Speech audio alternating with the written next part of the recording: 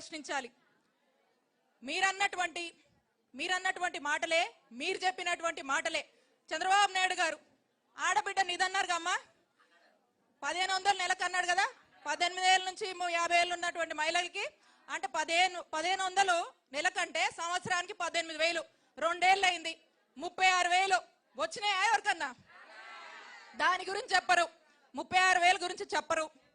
అలాగే 50 ఏళ్ళు నిడితే SC ST BC మైనారిటీలకి pension ఇస్తామన్నారు, అవి వచ్చినాయా ఎవరికన్నా?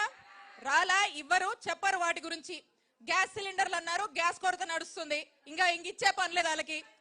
అలా ఇక ఏమో మేము ఇచ్చాము ప్రవేశపెట్టామని అరాకొరగా మాటలు చెప్పి దాని గురించి కూడా స్పష్టత ఇవ్వరు. దీనికి చంద్రబాబు నాయుడు గారు సమాధానం చెప్పరు, ఏటికి సమాధానం చెప్పరు. ఇక మన హయాంలో జగన్మోహన్ రెడ్డి గారు ఉన్నప్పుడు మనము మహిళలకి ఆసరా, చేయూత, కాపు నేస్తం, ఈబీసీ నేస్తం ఇలాంటివి అనేక పథకాలు ఇచ్చాం, మహిళలకి ఇచ్చాము, మహిళల పేర్ల మీద ఇళ్ల పట్టాలు ఇచ్చాము.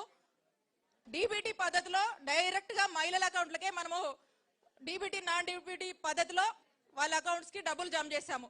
ఇక ఇవేమీ కూడా ఈ రోజున లేవు, ఏమంటే మాటలు మాత్రమే చెప్తారు. మరి ఈ విధంగా కాలయాపన చేశారు. ఇంకే